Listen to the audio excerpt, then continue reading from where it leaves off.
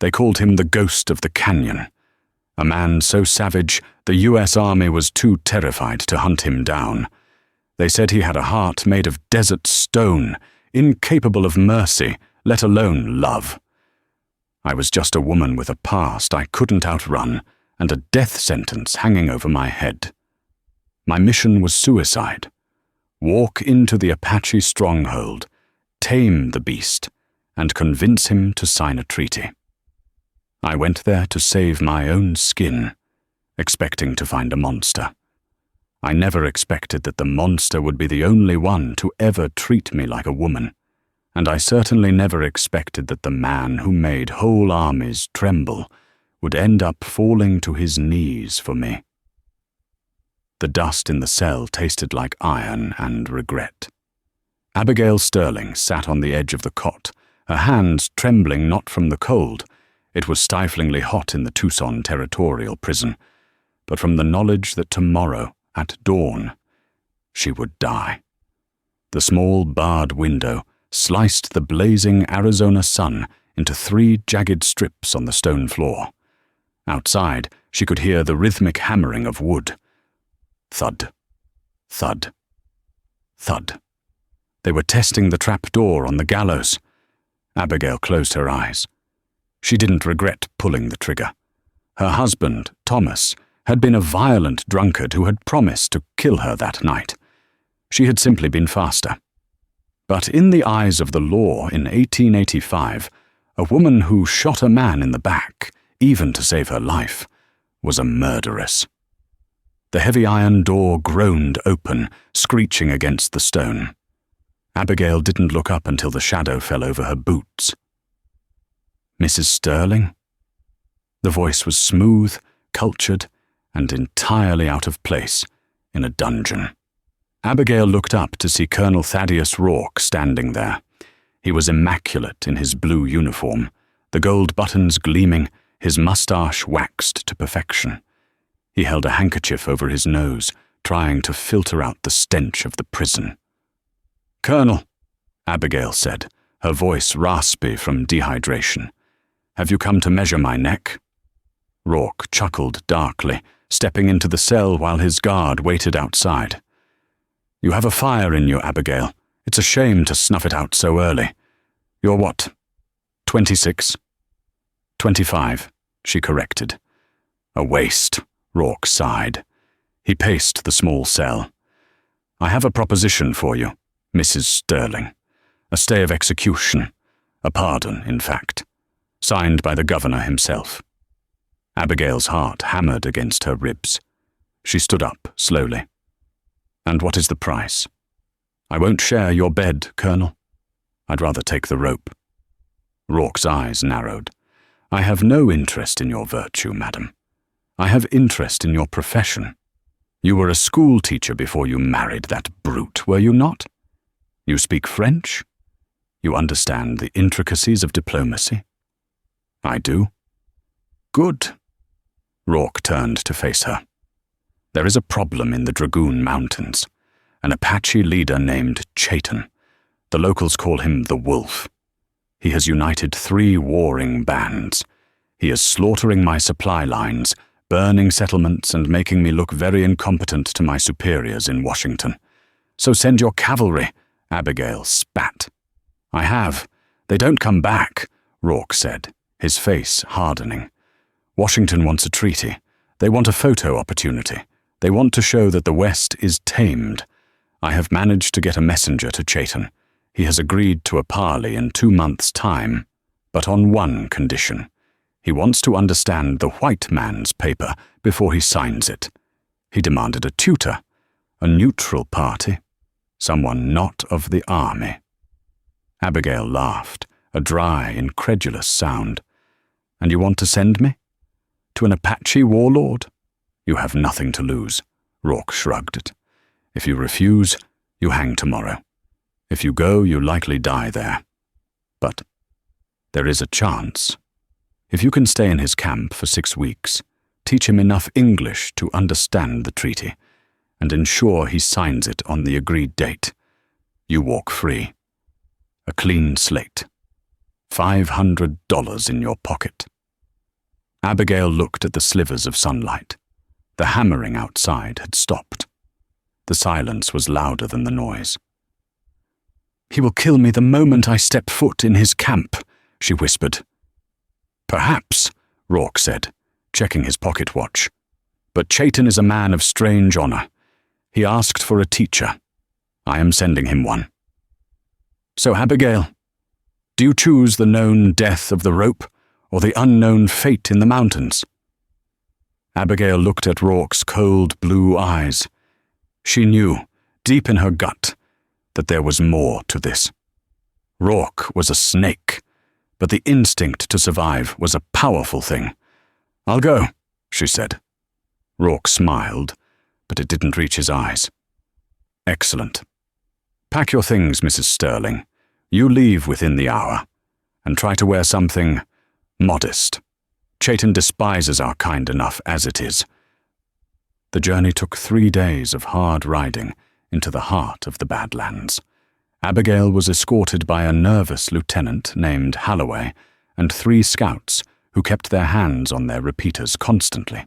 The landscape changed from the dusty streets of Tucson to the jagged, red-toothed rocks of the Dragoon Mountains. It was a place that felt ancient and hostile. The heat radiated off the canyon walls like the inside of an oven. On the 3rd day, they reached a narrow pass known as Dead Man's Gorge. The lieutenant pulled his horse up short. "This is as far as we go, ma'am," Holloway said, his voice trembling. He pointed toward a narrow trail winding up into the shadows of the cliffs. "His scouts have been watching us for 5 miles. If we go any further, we're dead." Abigail dismounted. She wore a simple grey dress, the high collar stifling in the heat, and carried a leather satchel with 2 books, a Bible, and a primer on contract law, and a change of clothes. "You're just leaving me here?" she asked, trying to keep the terror out of her voice. "He knows you're coming," Holloway said, turning his horse around rapidly. "Good luck, Mrs. Sterling. I surely hope you don't need it." With a kick of dust, the soldiers vanished, riding hard back the way they came. Abigail was alone. The silence of the canyon was absolute. A hawk screeched high above. Abigail straightened her spine. She had shot a man to save herself. She could walk up a hill. She began to climb. She walked for an hour, the sun beating down on her bonnet. Just as her legs felt like they would give out, she rounded a bend and froze. They were there. 12 of them. Apache warriors, painted in clay and charcoal, blending so perfectly with the rocks she hadn't seen them until she was 10 feet away. They held rifles and bows, their expressions unreadable masks of stone. In the center sat a man on a massive black stallion. He wore no shirt, only a vest of tanned leather. His skin was the color of bronze, scarred on his shoulder and chest. His hair was long, black as a raven's wing, tied back with a strip of red cloth. But it was his eyes that froze Abigail's blood. They were dark, intelligent, and filled with a simmering, absolute hatred. This was Chayton. He didn't speak. He simply stared at her, letting the horse huff and stomp. He looked at her grey dress, her pale, sunburnt face, her trembling hands. Abigail cleared her throat. She remembered Rourke's instructions. Show no fear. "I am Abigail Sterling," she said, her voice echoing slightly off the canyon walls. "I have been sent by Colonel Rourke to teach you." Chayton nudged his horse forward. The beast was huge, towering over her. Chayton leaned down, his face inches from hers. She could smell sage, horse sweat, and danger. He spat on the ground, right next to her boot. Then he sat back up and barked a command in his native tongue. 2 warriors grabbed Abigail by the arms. "Wait!" she cried. "I am here under a flag of truce." Chayton ignored her. He turned his horse and began to ride up the trail. The warriors didn't drag her, but they pushed her, forcing her to run to keep up with the horses. She wasn't a guest. She was a captive. The camp was hidden in a natural fortress, a box canyon accessible only by the narrow trail they had just climbed. It was a sprawling arrangement of wickiups made of brush and canvas. Smoke curled from cooking fires, and the smell of roasting venison made Abigail's empty stomach cramp violently. As the party rode in, the camp went silent. Women stopped grinding corn. Children stopped playing. Hundreds of eyes turned to Abigail. She felt naked under their scrutiny, a white ghost in a world she had no business entering. The warriors shoved her toward the center of the camp, where a larger fire burned. Chaitan dismounted, with a fluid grace that belied his size. He handed his reins to a young boy and turned to face her. "You," he said.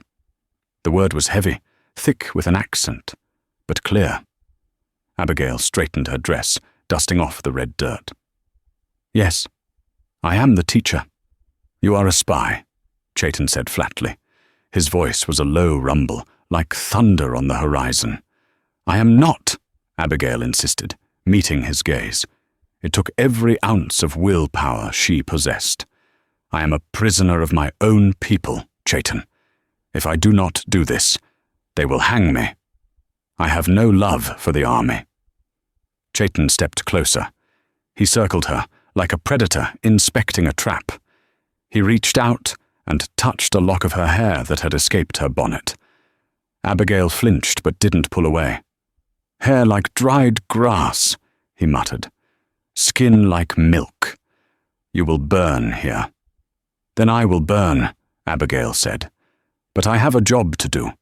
The colonel said you want to read the treaty. I have the books." Chaitan snatched the leather bag from her shoulder. He upended it onto the dirt. The Bible and the law book tumbled out, along with her hairbrush and a small mirror. He kicked the Bible into the fire. "No!" Abigail lunged forward, but a warrior held her back. She watched the pages curl and blacken. "That is the white man's lies," Chaitan said. He picked up the law book. He held it up. This is the white man's trick." "It's the law," Abigail said, breathing hard. "If you want to beat them, you have to understand it." Chaitan looked at her for a long moment. A flicker of something, curiosity, perhaps, passed through his dark eyes. He tossed the law book back at her chest. She fumbled to catch it. "You sleep there?" He pointed to a small, tattered wickiup on the edge of the camp, near where the dogs were tied. "You work with the women. You carry water. You scrape hides. If you work, you eat. If you do not work, you starve. At night, if I am not tired, you teach. I am not a servant," Abigail protested indignantly. "I am an educator." Chaitan laughed. It was a terrifying sound, devoid of humor. "Here, you are nothing. You are less than the dogs. Until you prove you can survive, you are just meat waiting to rot." He turned his back on her and walked away. The first week was a descent into hell. Abigail had thought her life as a farmer's wife had been hard. But it was nothing compared to this. The Apache women, led by a fierce matriarch named Ilse, showed her no mercy. They woke her before dawn. She was made to haul water from the creek up the steep embankment until her hands were blistered and raw. She scraped deer hides until her shoulders felt like they were being torn from their sockets. No one spoke to her. They only pointed and grunted commands. The children threw rocks at her when the adults weren't looking. But Abigail Sterling was not a woman who broke easily. She tore strips from her petticoats to bandage her hands. She ignored the taunts. She worked until she dropped, and then she got up and worked some more. Every night, she waited by the fire for Chaitan. He would sit with his counsel, ignoring her completely. 3 nights passed, then 4. She sat there, holding her law book, fighting the exhaustion, refusing to go to sleep until he dismissed her. On the 5th night, a storm rolled in. Thunder shook the canyon walls, and rain came down in sheets. The rest of the tribe retreated into their shelters. Abigail remained by the dying fire, soaked to the bone, shivering violently, clutching the book to her chest to keep it dry. Chayton emerged from his wickiup. He wore a heavy buffalo robe. He looked at the miserable, drowned rat of a woman sitting in the mud. He walked over to her. The rain plastered his hair to his face. "Go inside," he said. "We have a lesson," Abigail said, her teeth chattering so hard she could barely form words. I am ready." "You are freezing. You will die of sickness. Rourke will say I killed you." "I don't care about Rourke," Abigail snapped, a flash of anger cutting through the cold. She struggled to stand, slipping in the mud. "I made a deal. I keep my word. Do you keep yours?" Chayton stared at her. The lightning flashed, illuminating her pale, determined face. He saw the blisters on her hands, the dark circles under her eyes, and the defiant set of her jaw. He reached out and grabbed her arm. His grip was iron but not painful. He pulled her toward his wickiup. "Get in," he growled. "I will not. Get in before I drag you," he said. "We will read your paper." Abigail stepped into his lodge. It was warm, dry, and smelled of sage and tobacco. A small fire burned in the center. Furs lined the floor. It was intimate. Too intimate. Chayton followed her in and tied the flap shut, sealing out the storm. The space suddenly felt very small. He threw a dry blanket at her. "Dry yourself," he commanded, turning his back to her to give her a semblance of privacy. "Then tell me what sovereignty means." Rourke used this word in his message. Abigail wrapped the blanket around her trembling shoulders. She sat by the fire, opening the damp book. Her heart was racing, not from fear anymore, but from a strange, electric tension that filled the small space. She began to read. For hours they sat there. Abigail explained the legal terms of land ownership, boundaries, and rights. Chayton listened with an intensity that unnerved her. He was sharp, brilliantly so. He asked questions that cut through the legal jargon, exposing the hypocrisy of the American laws. "So," Chayton said, his voice low as he leaned forward, the firelight dancing on his scarred chest. "This paper says the land belongs to the Great Father in Washington. But he has never seen it. He has never bled on it. How can he own what he does not know? It is a concept of government," Abigail said softly. She found herself mesmerized by the line of his jaw. "It isn't fair, Chayton. It's just power." "Power," Chayton repeated. He looked at her, really looked at her. "You understand power, Abigail? You killed a man." Abigail froze. "How do you know that?" "Rourke sent a letter with you. He told me everything. He said you are a murderess. He said you are dangerous." Abigail lowered her eyes. "He was my husband.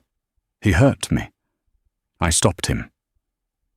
Silence stretched between them, heavy and thick.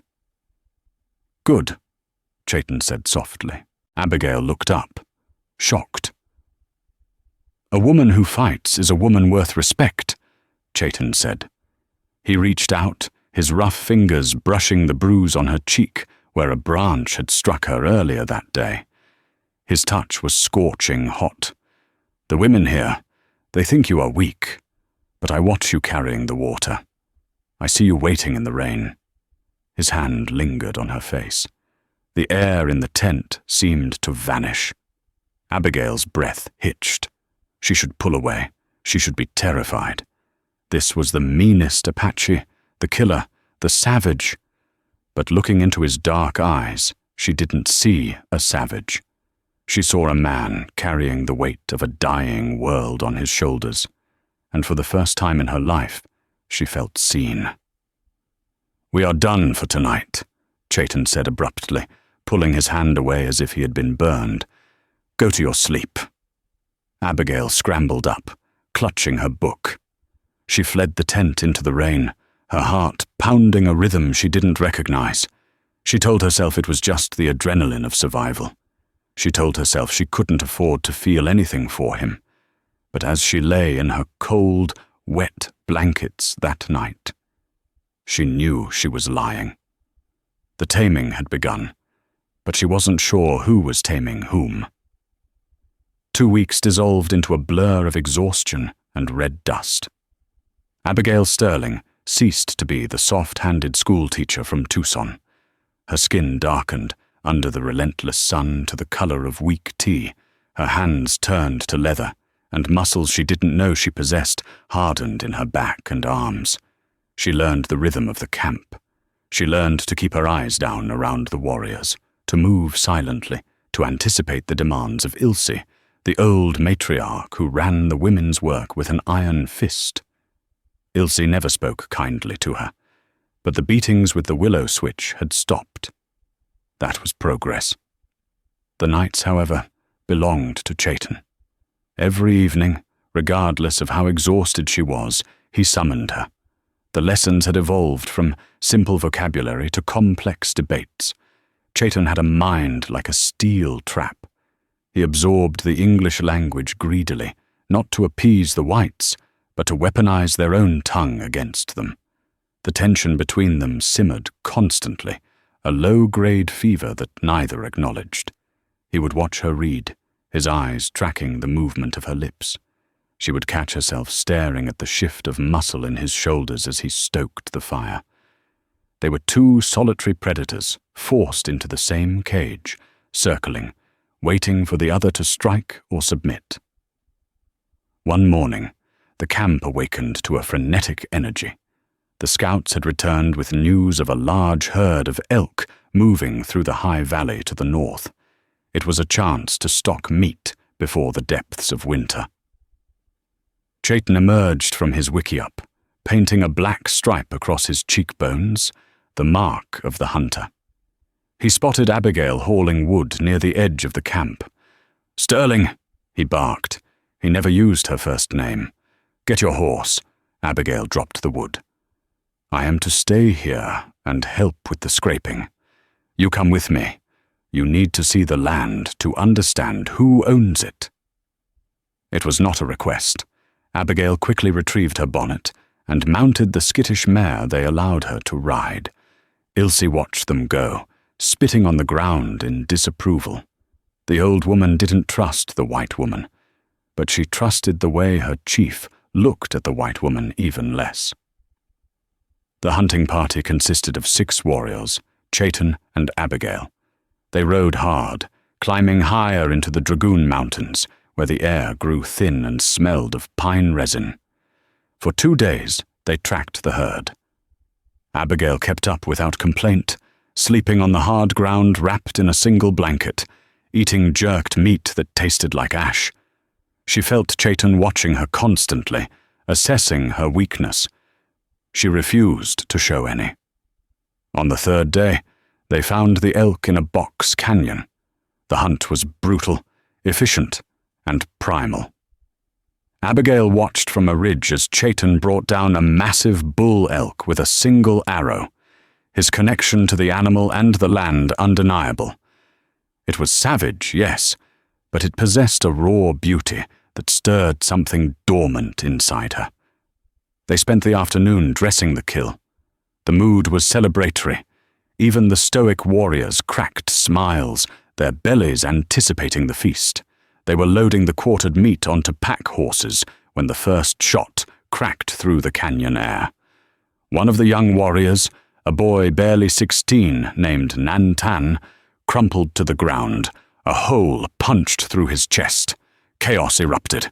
The Apache warriors instantly scattered, diving for the cover of boulders. Chayton grabbed Abigail by the waist and threw her behind a fallen pine log, diving in beside her, just as bullets chewed up the wood where they had been standing. "Stay down!" he roared, drawing his Winchester rifle. "Who are they? Soldiers?" Abigail screamed over the din of gunfire.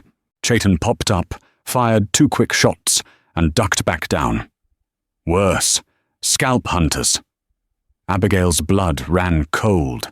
Scalp hunters were mercenaries, men who collected the government bounties on Apache hair, men, women, or children. They were widely considered the lowest form of life in the territory, worse than rabid dogs. There were at least 20 of them, judging by the muzzle flashes on the opposing ridge. They had the high ground and superior numbers. They were pinned down. The air filled with the screams of dying men and horses, the sharp tang of gunpowder, and the sickening thud of lead hitting flesh. Another Apache warrior went down, shot through the throat. They were being slaughtered. Chayton turned to Abigail. His eyes were wild, burning with combat fury. He shoved a heavy Colt revolver into her hands. It was hot from the sun. "Can you shoot?" he demanded. Abigail stared at the gun. The weight of it brought back the memory of that night in Tucson. The drunken rage in Thomas's eyes, the desperate decision, the deafening bang. "Sterling, can you shoot?" Chayton shook her shoulder. "Yes," she whispered, gripping the cold metal. "If they take you alive, you will pray for death for days before they grant it," Chayton said grimly. He pointed to a narrow fissure in the rocks behind them. "When I draw their fire, you run for that gap. Do not stop." "No," Abigail said. Chayton looked at her, stunned for a microsecond. "Do as you are told, woman." "I'm not leaving you here," she said, her voice shaking but resolute. She cocked the hammer of the revolver. "I can fight." Before he could argue, 3 of the attackers broke cover, charging down the slope toward their position, howling like wolves. They were bearded, filthy men, clad in greasy dusters. Chayton rose, his rifle working like a piston. He dropped the first man instantly. He hit the second in the leg, spinning him around. The third man, a giant with a red beard and a sawed-off shotgun, kept coming. He aimed the shotgun straight at Chayton's exposed chest. Chayton's rifle clicked empty. Time seemed to slow down. Abigail saw the grin on the red-bearded man's face as his finger tightened on the trigger. She saw Chayton brace for the impact. Without thinking, Abigail stood up over the log. She didn't see a man. She saw a threat. She saw the same darkness that had lived in her husband. She leveled the heavy Colt, held her breath, and squeezed the trigger. The kick of the gun nearly broke her wrist. The boom was deafening.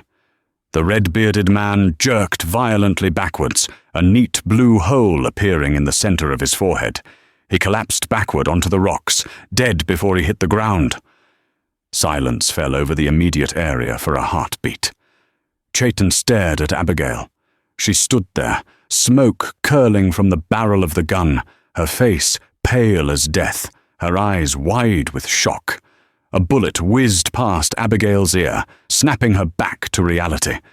She ducked back down beside Chayton. He looked at her differently now. The disdain, the suspicion, it was gone, replaced by something intense and terrifyingly hot. "Good shot," he grunted. He reloaded his Winchester. "Now we finish it." They fought for another hour, a grueling, terrifying exchange of fire. But Abigail's shot had turned the tide. The scalp hunters, realizing they had lost their element of surprise and their leader, began to retreat. When the shooting finally stopped, the silence was heavier than the noise. 4 Apache warriors were dead, including young Nantan. 7 scalp hunters lay rotting in the sun. Abigail sat against the log, her entire body trembling uncontrollably. The adrenaline was crashing, leaving her sick and hollow. She had killed again. A shadow fell over her. Chayton stood there. He had a bloody rag tied around his left bicep where a bullet had grazed him. He reached down and gently pried the empty revolver from her frozen fingers. He didn't speak. He just extended a hand. She looked at it. It was a warrior's hand, scarred and lethal. She took it. He pulled her to her feet, pulling her slightly closer than necessary. For a moment, just a moment, their bodies brushed against each other, hard muscle against soft curves. The air between them crackled, supercharged with surviving death together. "You are not just a teacher, Abigail," he said softly, using her name for the first time. His voice was rough like gravel. "You have the heart of a Lobo." He turned and walked away to tend to his dead. Abigail watched him go, her heart hammering against her ribs, realizing with a jolt of terror that she was no longer afraid of him.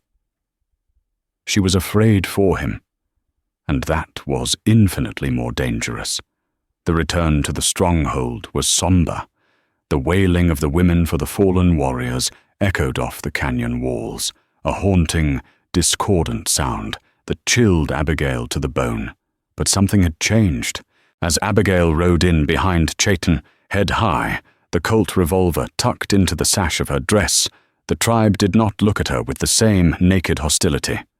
They had heard the story from the surviving warriors. The white woman had stood her ground. She had spilled blood for them. Even Ilse, when Abigail brought her water later that day, gave a curt nod instead of the usual scowl. It was the closest the Apache came to an apology. That night, the atmosphere in Chayton's wickiup was thick enough to choke on. Abigail sat by the fire, trying to read, but the words swam on the page.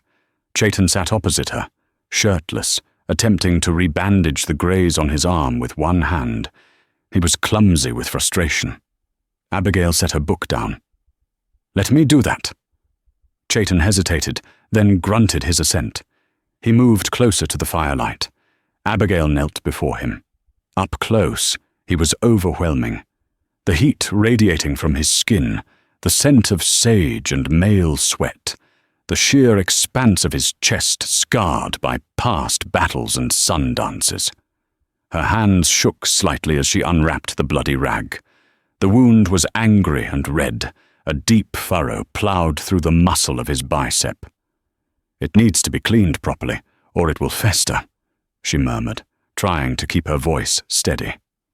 She dipped a cloth into a bowl of water, laced with medicinal herbs Ilse had provided. When the cool cloth touched the raw flesh, Chayton hissed, his stomach muscles clenching tight. "I'm sorry," she whispered. "It is nothing," he growled, staring straight ahead, refusing to look down at her. To get a better angle on the wound, Abigail had to move between his knees. It was a deeply submissive posture, one that sent a jolt of electricity through both of them. She could feel the heat of his thighs near her waist. She cleaned the wound methodically. He didn't flinch again. He just watched her. He watched the firelight catch the golden strands of her hair, watched the concentration furrow her brow. "Why did you shoot that man?" he asked suddenly, his voice low in the quiet tent. "You could have let him kill me. You would have been free." Abigail paused, her hand resting lightly on his arm near the wound. "Those men, they were monsters. They would have done worse than kill me." "Is that the only reason?" Chayton pressed. His dark eyes bore into hers, demanding a truth she wasn't ready to admit to herself. "You are the only one here who has treated me with anything resembling honor," she said softly. "Besides, I made a deal. I have to keep you alive to sign that treaty." Chayton let out a bitter laugh. "The treaty? Rourke's paper lies." "It's your only chance, Chayton," she pleaded, looking up at him. "The army is coming. More of them every day. You cannot fight the whole world." "I can fight until I die," he said simply. "That is the Apache way. Better to die on my feet than live on my knees in their reservations." He looked down at her, kneeling before him. His expression softened, a crack in the granite facade. He reached out with his good hand and tilted her chin up. His thumb traced her lower lip, rough skin against soft.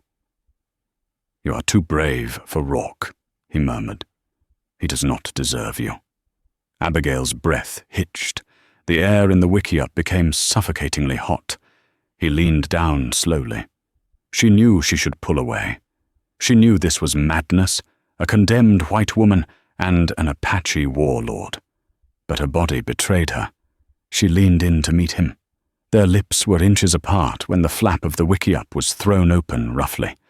They sprang apart like guilty teenagers. A warrior named Coco stood there, looking agitated. He spoke rapidly in Apache, gesturing toward the perimeter of the camp. Chaitan's face hardened instantly into its usual mask of command. He stood up. The moment shattered. He grabbed his rifle. "Stay here," he commanded Abigail, and vanished into the night. Abigail was left trembling, her lips burning from a kiss that hadn't happened. 3 days passed.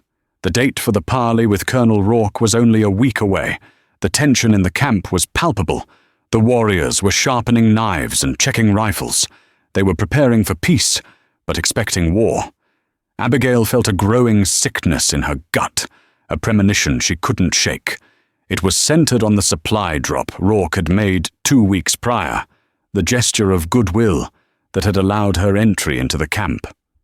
The supplies, heavy wooden crates stamped with U.S. Army Quartermaster, were stacked near the center of camp, covered by a tarp.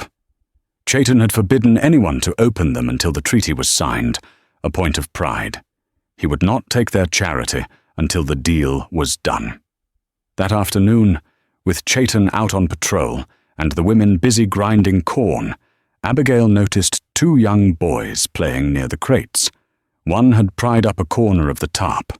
A cold spike of suspicion drove itself into Abigail's heart. Rourke was a snake. She knew that.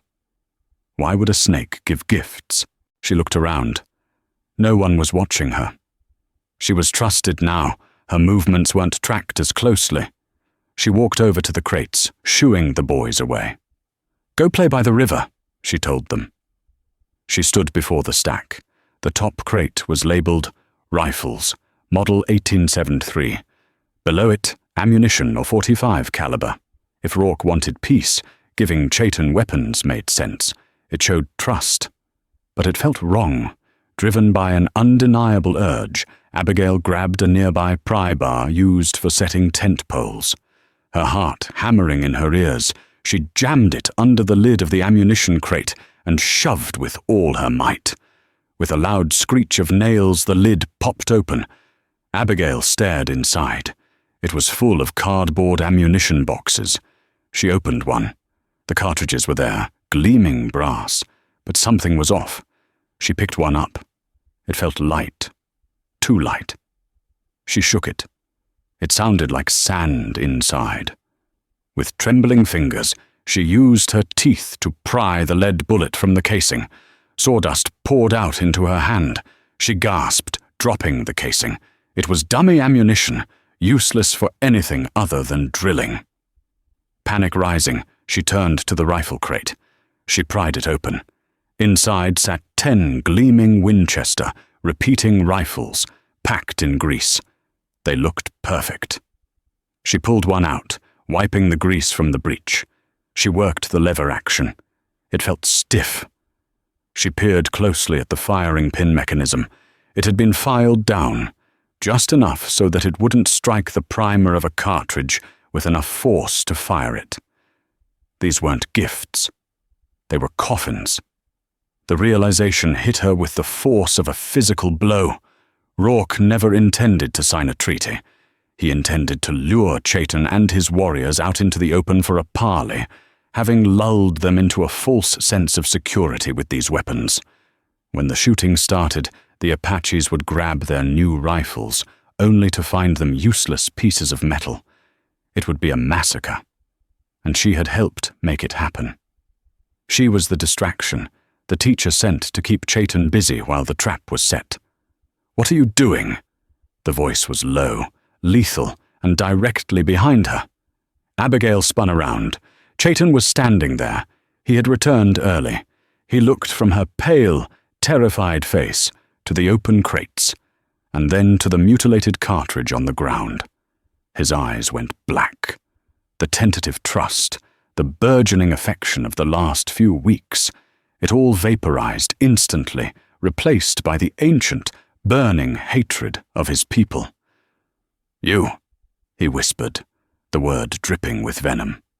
"Chayton, no," Abigail pleaded, holding her hands up. "I didn't know. I swear to God, I didn't know."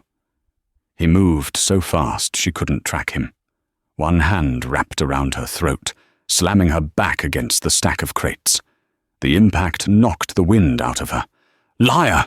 he roared, his face inches from hers, a mask of pure fury. "You are Rourke's whore. You came here to blind me while he sharpens his knife." "I am not," she choked out, clawing uselessly at his iron grip, tears streaming down her dusty cheeks. "I just found them. Look at them. They are useless. He wants to kill you all." "And you helped him." He squeezed tighter. Her vision began to spot at the edges. She saw death in his eyes. He was going to snap her neck right there in the middle of the camp. "Kill me then," she wheezed, staring back at him, refusing to look away even as the darkness encroached. "Kill me.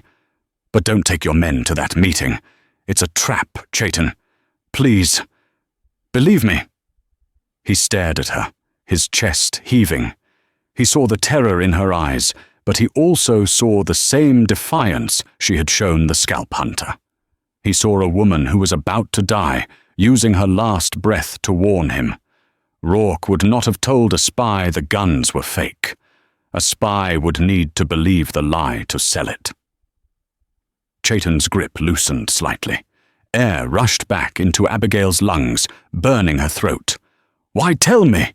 he snarled, still pinning her. "Why not let us die and take your freedom?" "Because you are the only man I have ever known who deserves to live more than I do," she sobbed, her confession tearing out of her. Chayton froze. The raw honesty of her words cut through his rage. He looked at the woman he had meant to break and realized she was the only unbroken thing in his world. He released her abruptly. She slid down the crates, coughing, rubbing her bruised neck. He stood over her, breathing hard, the adrenaline of violence shifting into something else entirely, something desperate and overwhelming. The betrayal was real, but so was the connection between them. They were both cornered animals, betrayed by the world outside this canyon. He reached down and grabbed her arm, hauling her to her feet. But instead of striking her again, he pulled her against his chest. It wasn't gentle. It was a collision. His mouth found hers. It was a punishing kiss, fueled by fury, fear, and a month of repressed longing. Abigail didn't fight him. She met his intensity with her own, wrapping her arms around his neck, clinging to him as the only solid thing in a world dissolving into chaos. The treaty was a lie. The peace was an illusion. All they had was the fire spreading between them, and the knowledge that in a few days they would likely both be dead. The kiss ended, not because they wanted it to, but because the danger of their reality crashed back in on them. Chayton pulled back, his forehead resting against hers, his breath ragged. For the first time, the Meanest Apache looked shaken. "We have to move," he whispered, his voice rough. "If anyone saw us, if anyone sees these crates open." Abigail nodded, her hands still clutching the leather of his vest. "We need to close them. We need to make it look like nothing was touched." They worked in a frantic, silent harmony. Abigail smoothed the wax paper inside the ammunition crate, while Chayton used the heel of his hand to pound the nails back into the wood, muffling the sound with a piece of buckskin. They regreased the tampered rifle and slid it back into its slot. When they stepped away, the crates looked undisturbed, a deadly secret sealed back in wood. "Come," Chayton said. He didn't grab her arm this time. He simply gestured. It was an invitation, not a command. He led her not to her small wickiup, but to the large central lodge where the Council of Warriors met. It was a sacred space, forbidden to women, and certainly forbidden to white prisoners. As they entered, The murmur of voices died instantly. 12 men sat in a circle, the smoke of their pipes hanging heavy in the air. Coco, the warrior who had interrupted them earlier, stood up, his face twisting in outrage. "You bring the white woman here?" Coco snarled in Apache. "This is holy ground, Chayton." "She is not a woman tonight," Chayton said, his voice filling the room with the undeniable weight of command. "She is a warrior who has seen the enemy's knife before he strikes. Sit down, Coco." Chayton pushed Abigail toward the center of the circle. "Tell them," he ordered her. "Tell them what Rourke has done." Abigail took a deep breath. She looked at the faces of men who had every reason to kill her. She squared her shoulders. "The guns are broken," she said clearly. "The bullets are filled with sawdust. Colonel Rourke does not intend to sign a treaty on Friday. He intends to slaughter you while you hold empty weapons." A roar of anger went up. Men reached for their knives.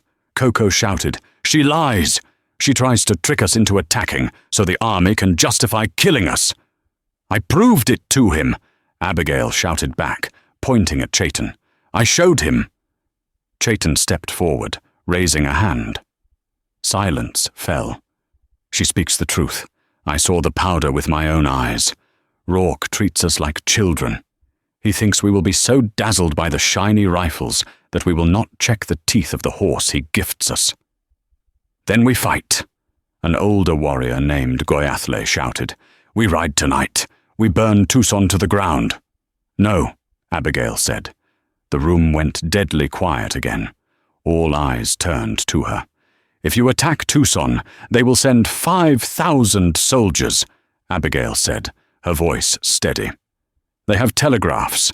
They have trains. You cannot win a war of numbers. Rourke wants you to attack. He wants you to be the savages the newspapers say you are." Chayton looked at her with a glimmer of pride. "Then what do you suggest, teacher?" "Beat him at his own game," Abigail said. "He expects you to walk into his trap. So we walk in. But we don't step on the trigger." She knelt in the dirt and began to draw a map with her finger. "The meeting is at Blind Man's Bend. It's a box canyon, tight walls. He'll have his main force here, in the open, to look like an honor guard. But he's a coward. He'll have a hidden force, likely with a Gatling gun, up on the ridge here." The warriors leaned in. They were listening now. "We take the fake rifles," Abigail continued, her mind racing, channeling every lesson she had ever learned about strategy from history books. "We let him see them. We let him think you are foolish and proud. But you keep your real weapons hidden under your blankets. And tonight, you send your best climbers to the ridge." She looked up at Chayton. "You take out his insurance policy before the meeting even starts. When he gives the signal to fire, nothing happens." A slow smile spread across Chayton's face. It was a terrifying smile. The hunter becomes the hunted. He looked around the circle. "We do as she says. Prepare the men." The next 2 days were a blur of calculated deception. The camp appeared normal from the outside. Women cooked, children played. But inside the wickiups, warriors were stripping their old Winchesters and Colts, cleaning them to perfection, and hiding them beneath heavy ponchos. Abigail worked alongside them. She felt a strange sense of belonging she had never felt in the polite parlors of Tucson. She was part of the pack now. On the final night before they were to ride out, the camp was quiet. The tension was a vibrating wire, tight enough to snap. Abigail was in Chayton's lodge, packing dried meat for the journey. The fire had burned down to embers. Chayton entered quietly. He had been praying with the medicine man. He looked exhausted, the weight of his people's survival pressing him into the earth. He watched her for a moment. "You do not have to come tomorrow," he said. "It will be dangerous. If bullets fly, you will be in the middle." "I'm coming," Abigail said without looking up.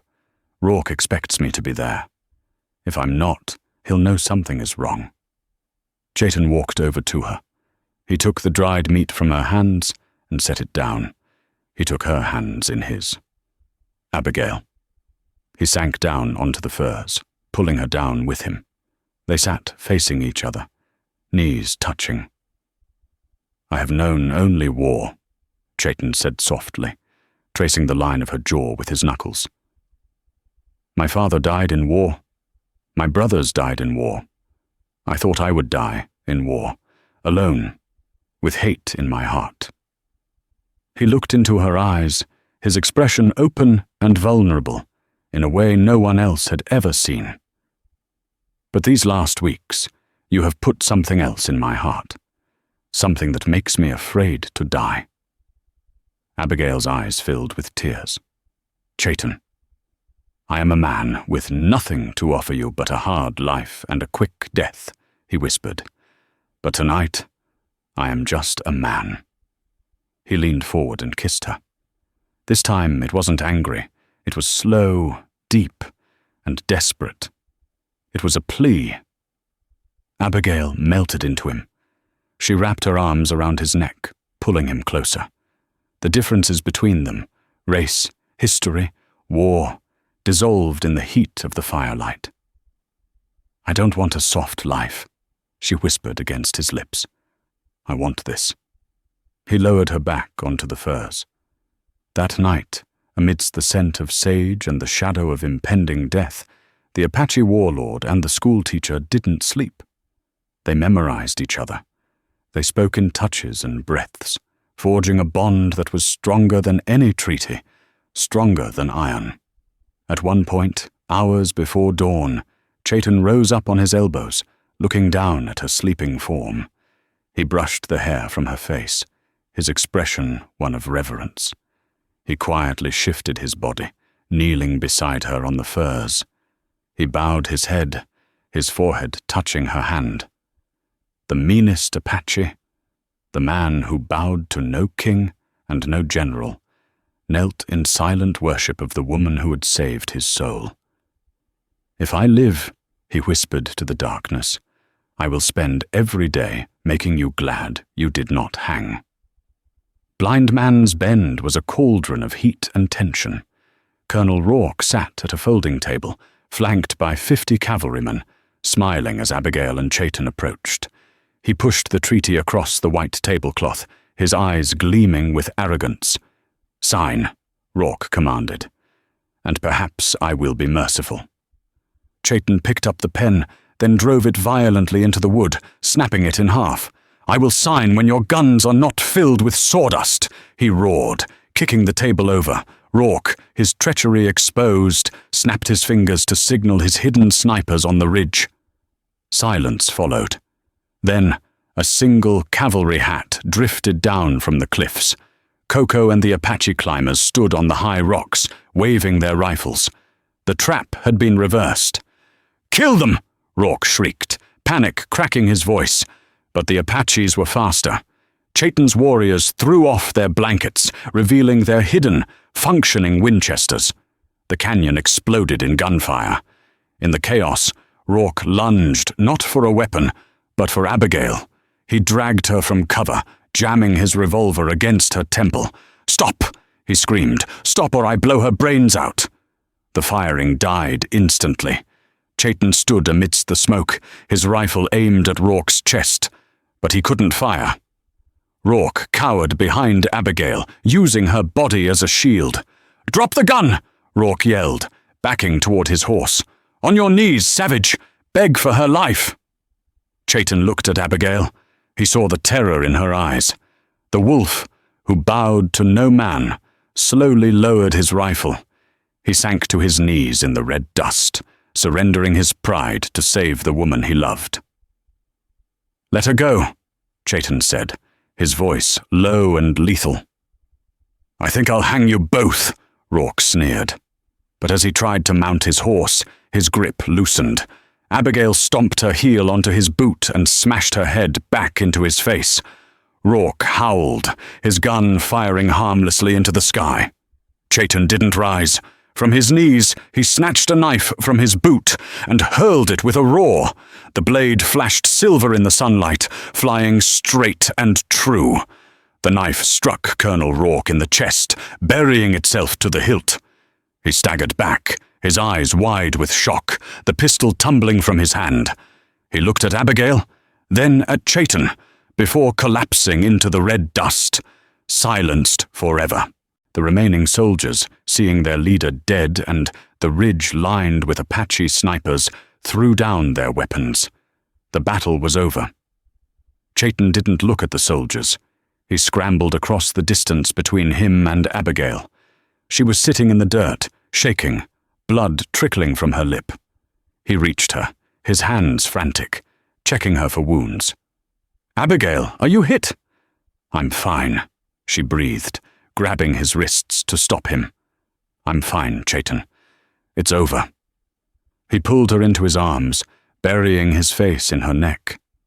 The mighty Chayton, who had just defeated the U.S. Army, was trembling.